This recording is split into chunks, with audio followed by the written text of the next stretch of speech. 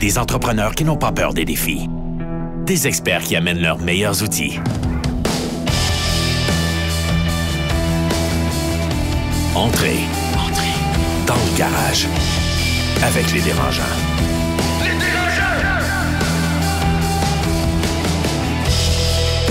Pour cet épisode enregistré dans le cadre d'Expo Entrepreneur, on retrouve Carlo Coccaro, fondateur de Mathémo Monde et aidersonenfant.com. Pour cet épisode 100% femmes, on discute avec Marie-Claude Boisvert, première vice-présidente de Desjardins, de la réalité de l'entrepreneuriat au féminin. La dernière année a été assez mouvementée sur le terrain de l'égalité des sexes, du respect de la femme et autres. Mais on va en discuter aujourd'hui. On va discuter de c'est quoi être une femme entrepreneur au Québec et comment réussir à l'être. Comme je vous disais, on a la chance d'avoir avec nous Marie-Claude Boisvert, première vice-présidente Desjardins Entreprises.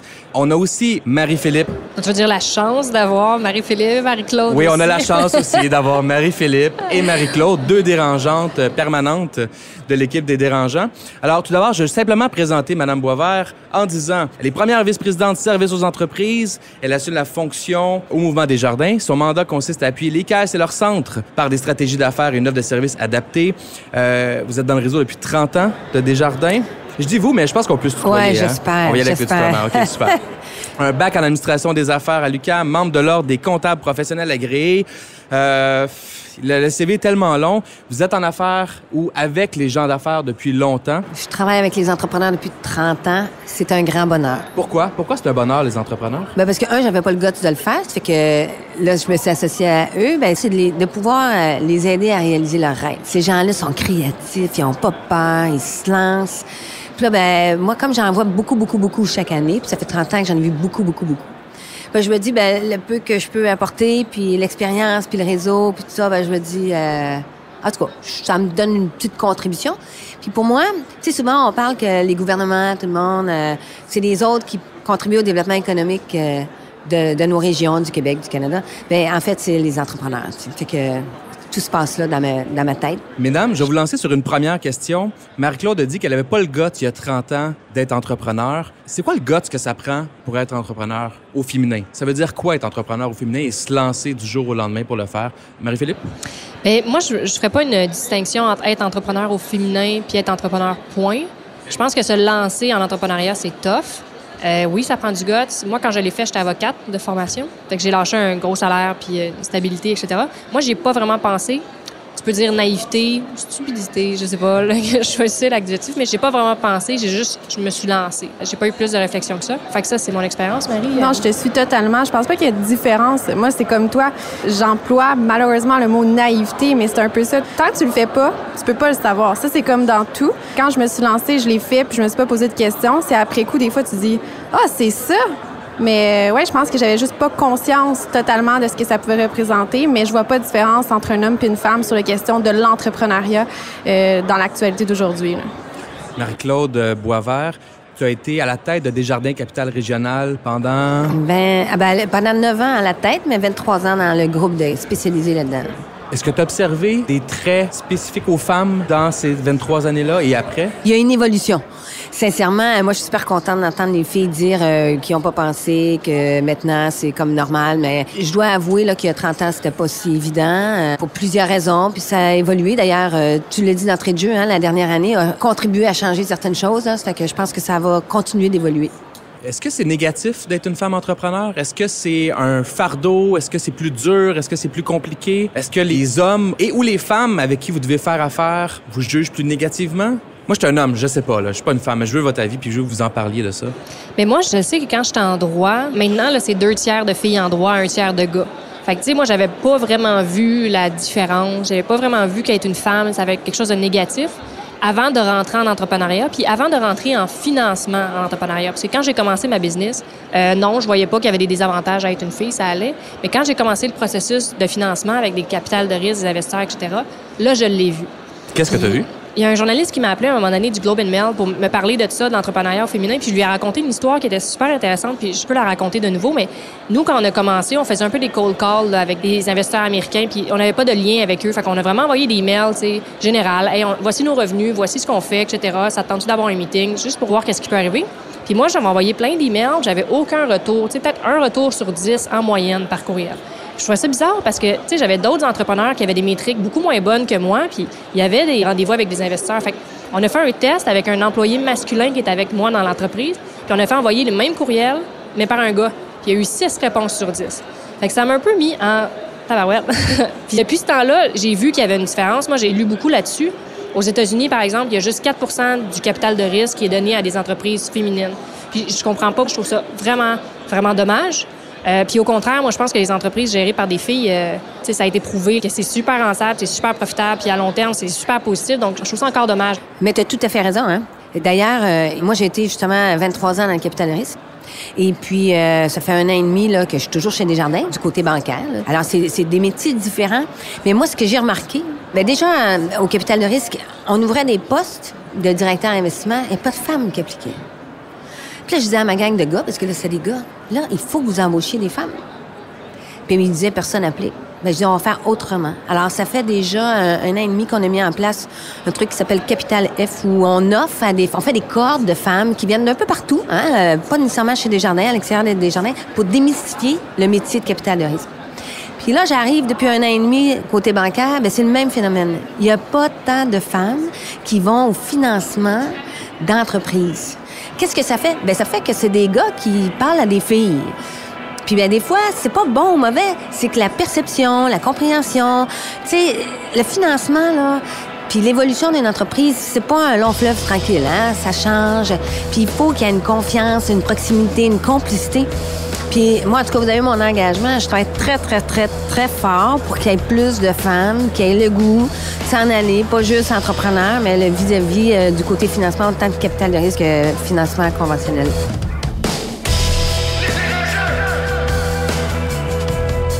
Les dérangeants, dans le garage. Au niveau des femmes entrepreneurs qui appliquent en général toutes banques et institutions financières confondues pour du capital de risque, est-ce que c'est plus dur pour les femmes? Est-ce qu'elles sont, d'après toi, jugées selon des critères ou des standards différents ou plus sévèrement que les hommes? Les critères, là, c'est toute la même chose.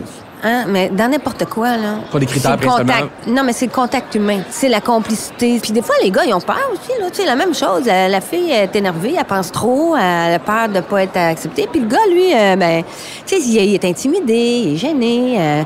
C'est l'être humain, là. C'est juste l'être humain. Fait que peut-être en attendant qu'on soit super, nous autres, de notre côté du financement, ben, des fois, un conseil que je donne aux femmes, entourez-vous de gars. Tu sais, un peu comme t'as fait, ben, t'as dit, regarde, c'est pas grave, c'est pas moi, ma cible, c'est l'entreprise. Tu sais, ça fait que peut-être dans certains aspects, ben, je vais faire intervenir un de mes collègues ou un employé ou un partenaire, tu sais, un partenaire homme. Êtes-vous d'accord avec ça, les filles? Ouais. C'est ça qui est plate, c'est que des fois, il faut le faire. Moi, quand je vais rencontrer les investisseurs, à cette heure, j'amène mon CFO qui est un gars.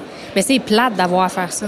Je trouve ça plate. Tu sais, comme j'ai eu besoin d'avoir une subvention l'été dernier, puis je me suis fait remercier du revers assez rapidement. Là. J'ai dit, voyons, qu'est-ce qui s'est passé là? Puis je suis retournée à la charge pour autre chose, finalement.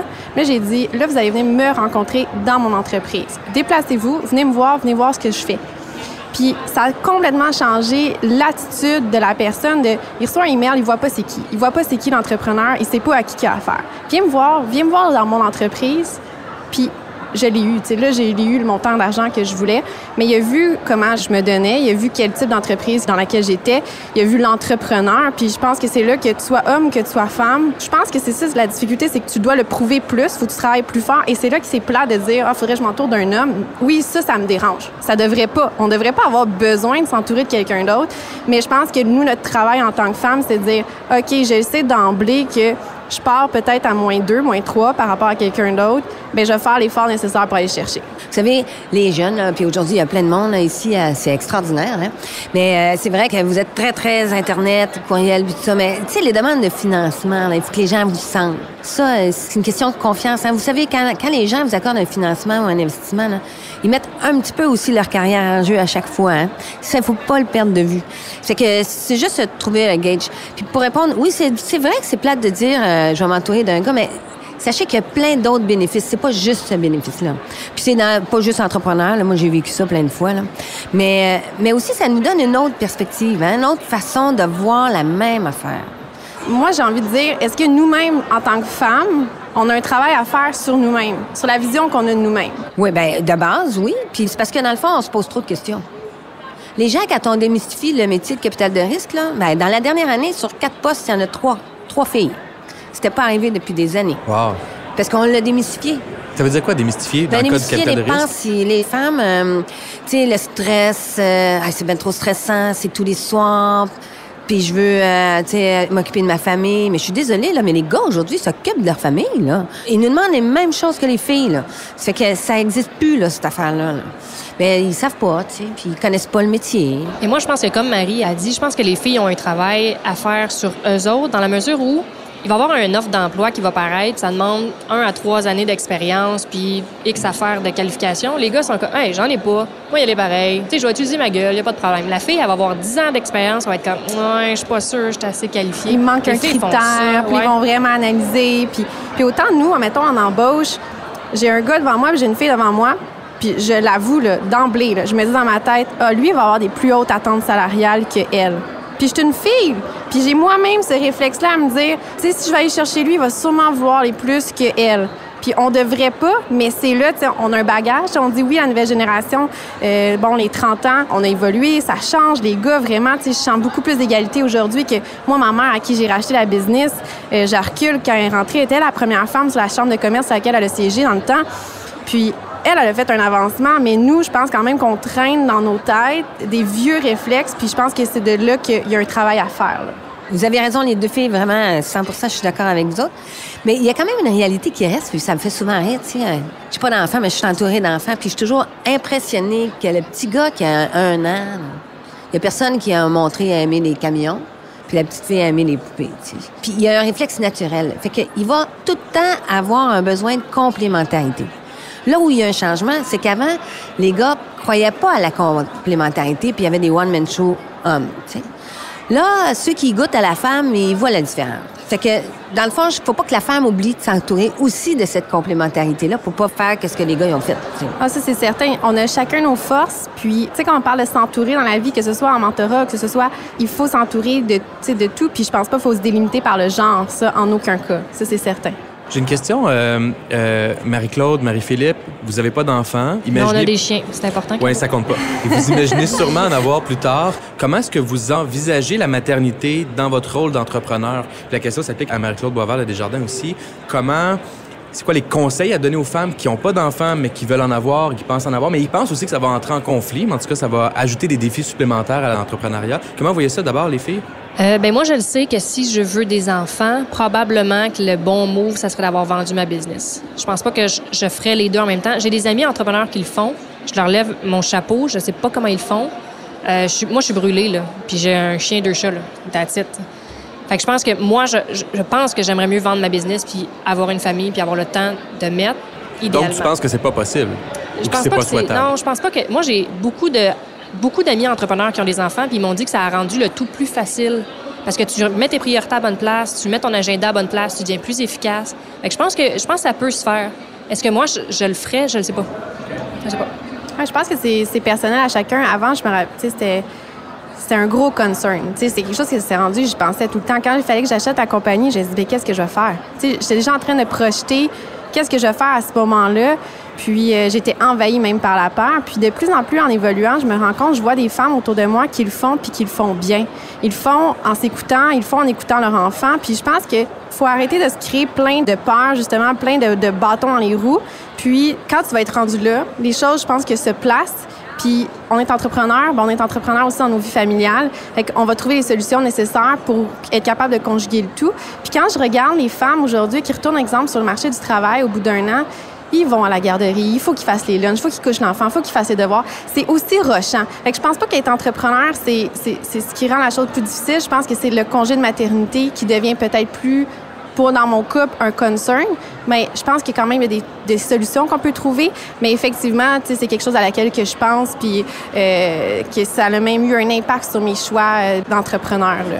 Ben moi, de l'expérience des gens que j'ai côtoyés, hommes ou femmes, là, je pense que c'est un avantage d'être entrepreneur. Je comprends la première année, mais il y a peut-être 2 trucs. Tu sais, aujourd'hui, on voit beaucoup l'actionnariat multiple. Avant, c'était le one-man show, propriétaire unique, qui ne voulait pas ouvrir son capital, qui ne voulait pas partager.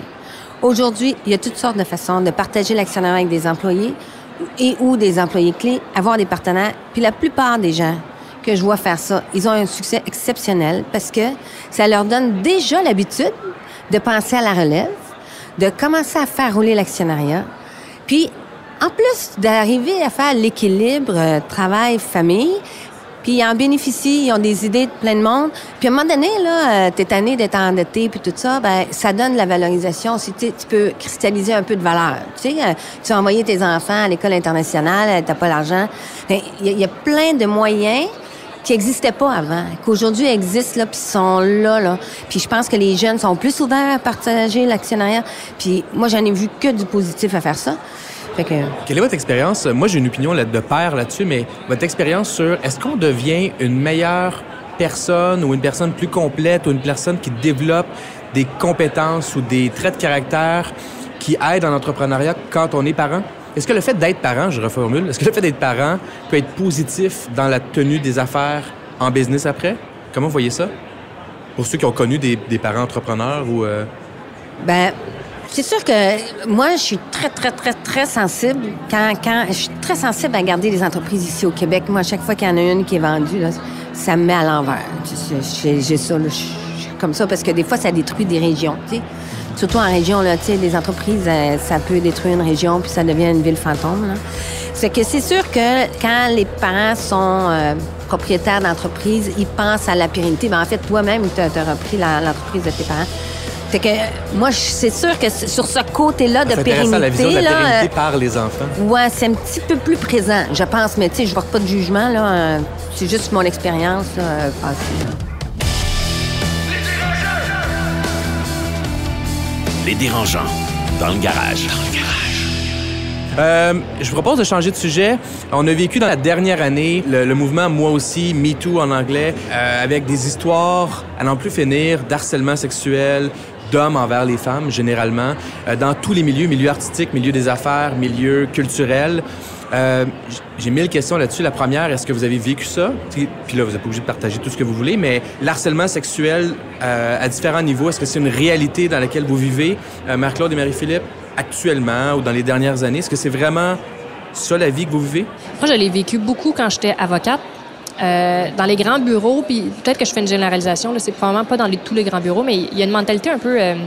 des fois, il y a des partners qui vivent un peu les années 50, puis tu vas passer dans le corridor, ils vont te regarder les fesses. Puis moi, j'ai un bâtonnier, un moment donné, je ne donnerai pas le nom, là, mais je marchais dans le corridor, puis c'est littéralement, tu sais, pencher la tête là, pour pouvoir regarder... la classe, là, la ouais, grosse classe. Devant tout le monde, tu sais. Je comprenais pas, puis l'après-midi, il m'a dit « Hey, il faut que j'aille à Sherbrooke, un procès, tu veux venir avec moi, on va y aller les deux. » J'ai dit non. Ça a fini là. Je suis pas restée dans ce cabinet-là. Mais après ça, en entrepreneuriat, je l'ai pas vécu, mais on en parlait avant hors d'onde. Puis moi, j'ai développé une façon d'être avec la jante masculine qui est plutôt froide. C'est assez clair, rapidement, qu'il y aura rien d'autre de plus.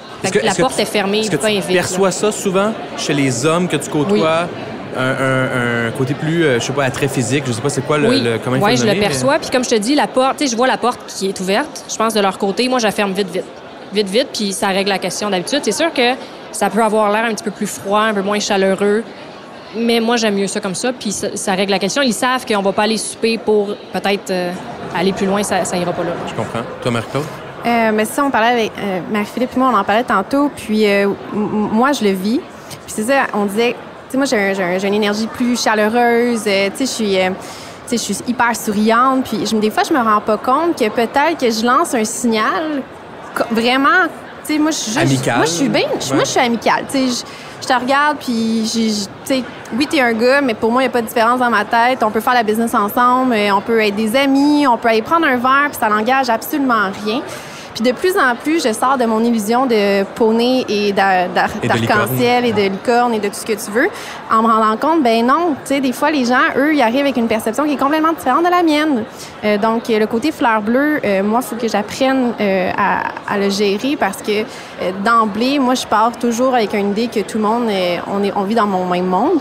Et comment est-ce que tu apprends à gérer ça? Ou comment est-ce que tu as des trucs comme Marie-Philippe ou des... Bien, c'est ça. Marie-Philippe, elle a appris à être vraiment plus froide. Moi, je suis dans Marie-Philippe est froide naturelle. Ouais, c'est ça. Mais moi, en étant dans une entreprise de B2B aussi, c'est pas...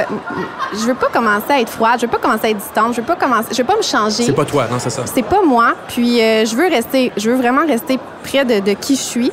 Donc, ce qui est important pour moi, c'est, bon, mais quand la porte elle rouvre, tu sais, cette année, j'ai eu vraiment une mauvaise expérience, puis c'était avec un client. Puis, tu sais, comment est-ce que quand c'est ton client, tu gères ça? Puis, je peux raconter l'anecdote. J'étais au travail, on est au téléphone, puis il me dit, je prévenais de te rencontrer au bureau. Je dis, oui, parfait. Qu'est-ce que tu penses de 5 heures? Comme ça, après ça, on ira prendre dans le verre, puis on va apprendre à se connaître. On s'est jamais rencontrés. Je suis en train de dealer un bon montant d'argent, une bonne soumission. C'est un futur client. C'est un futur client. Qu'est-ce que tu fais?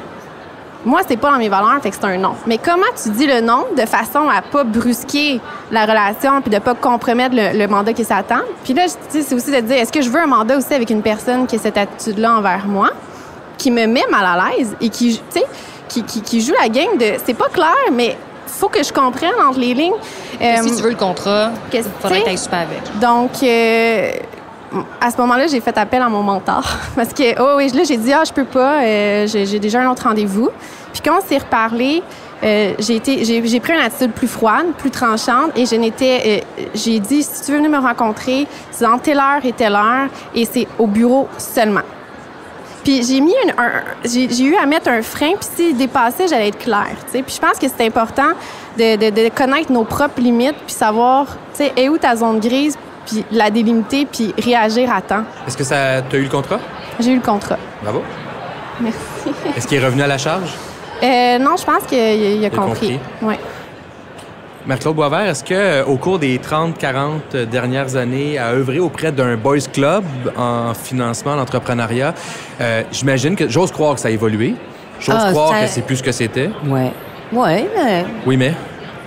C'est la nature humaine, tu sais. En fait, moi, ça m'est jamais arrivé, mais j'ai eu le privilège de... Quand j'ai commencé ma carrière, je suis CPA de formation. Ouais. Et puis, j'ai commencé en vérification, mais tout de suite après, j'étais en redressement d'entreprise. Et puis, ma clientèle, c'était dans la construction. Aïe! Ça fait que là, puis je fais 5 et 2, hein, puis j'étais toute jeune. Puis là, je rentrais là, puis j'étais supposée de les aider à s'améliorer, de l'intimidation, il y en avait. Fait qu'ils m'ont vraiment donné un bon entraînement. Puis j'ai un certain caractère, je suis capable de trancher, ça fait que ils sont pas essayés longtemps. Tu sais, je peux être très crue puis très... Par ailleurs, je trouve que j'ai quand même le privilège d'avoir ce caractère-là, puis tu sais, de dire « wow ».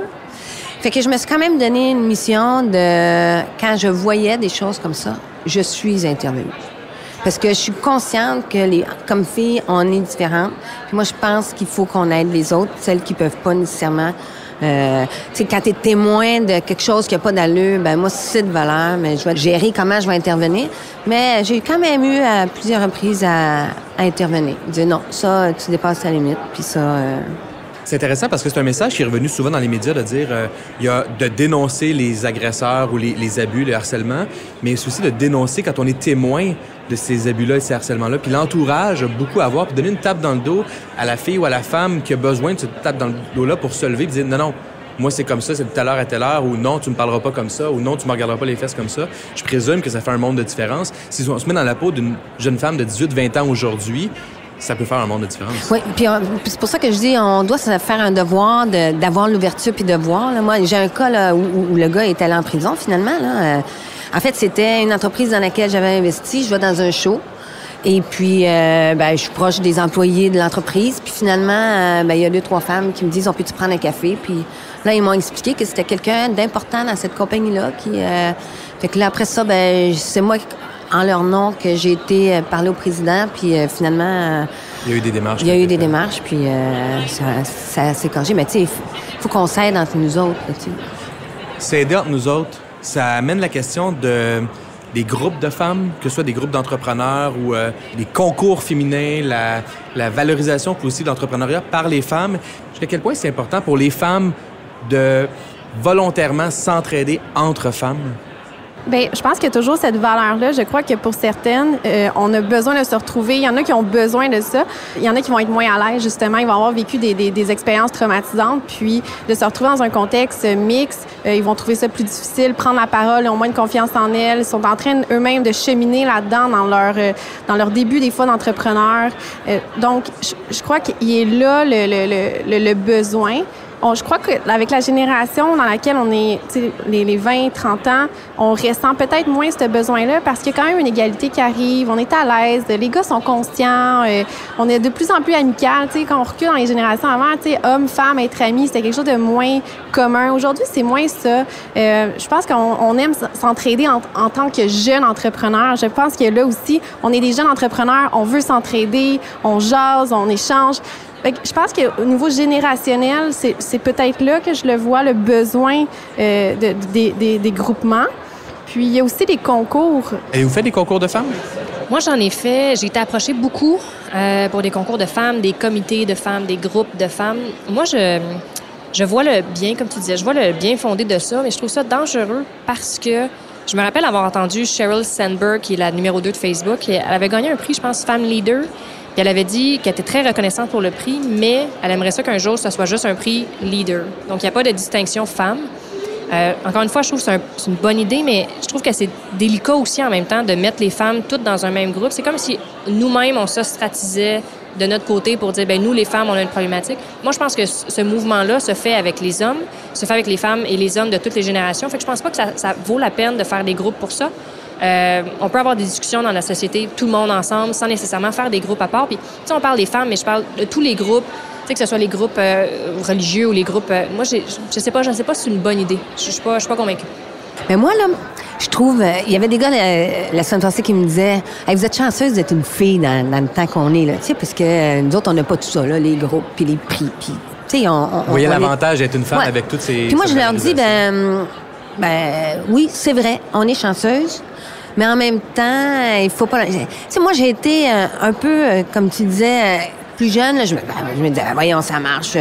J'étais toujours la première dans le bureau de ci, première à faire telle activité. Capital de risque, j'étais la première dans ce bureau-là. Redressement, il n'y a pas une femme là-dedans. Là, hein. En construction. En construction. Fait que j'étais toujours la première femme. Fait que je m'en étais pas rendu compte.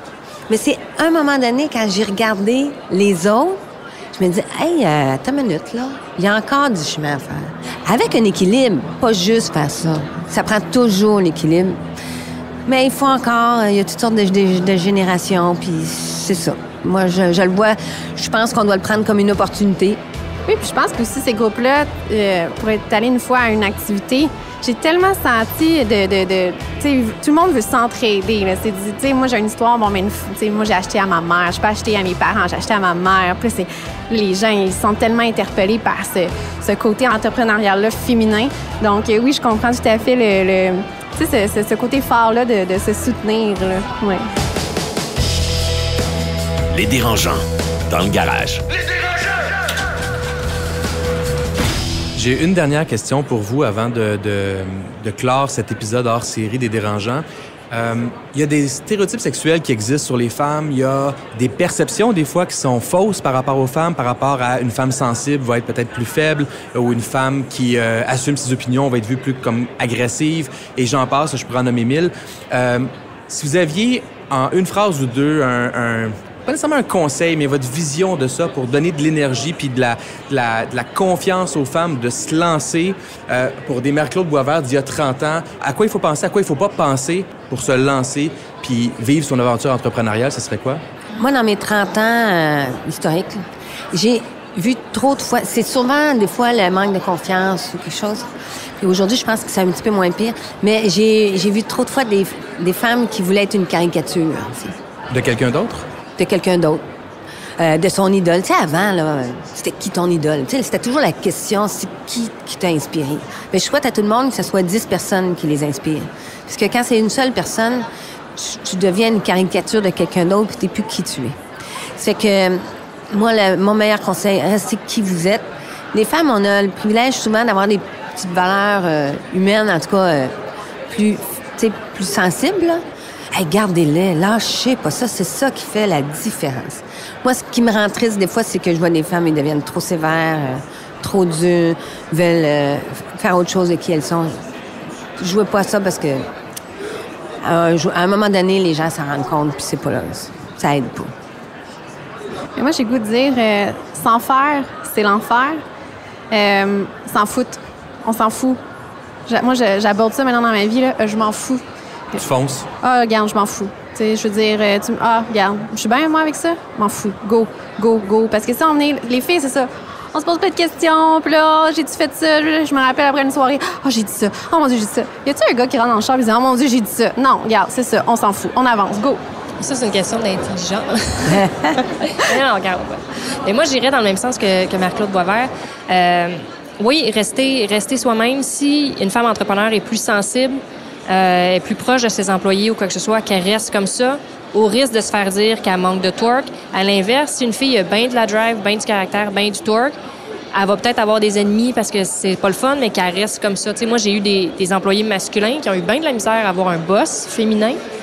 Surtout quelqu'un qui avait de la drive puis moins comme chaleureuse. Tu sais, on s'attend à ce qu'une fille se soit maternelle, chaleureuse, on s'occupe. Moi, je suis pas de même, pas en tout. Fait que j'ai eu des gars qui étaient fâchés de ça. Je les ai mis dehors. Comme je suis de même. Si ça marche pas, va-t'en. C'est tout. Fait que ça serait mon conseil. Mettez-les dehors, non? Ben, merci beaucoup, beaucoup. Marie-Philippe Simard, Marie-Claude Duquette et Marie-Claude Boisvert, je répète, première vice-présidente service aux entreprises de Desjardins. Merci beaucoup. À tous les auditeurs, n'hésitez pas à nous poser vos questions et vos commentaires sur les réseaux sociaux et sur les plateformes sur lesquelles vous écoutez ce podcast-là. Et on vous revient pour un prochain épisode régulier ou hors série la semaine prochaine. Merci beaucoup tout le monde. Est-ce que je peux souhaiter bonne chance, bon succès aux deux filles quand Bien même? sûr. Merci. Je vous admire, fait que bon succès. Merci à notre homme de l'émission, de la journée. De l'année. C'est l'homme de l'année, Carlo Coccaro. Au revoir tout le monde. Des entrepreneurs qui n'ont pas peur des défis. Des experts qui amènent leurs meilleurs outils. C'était Dans le garage. Avec les dérangeants.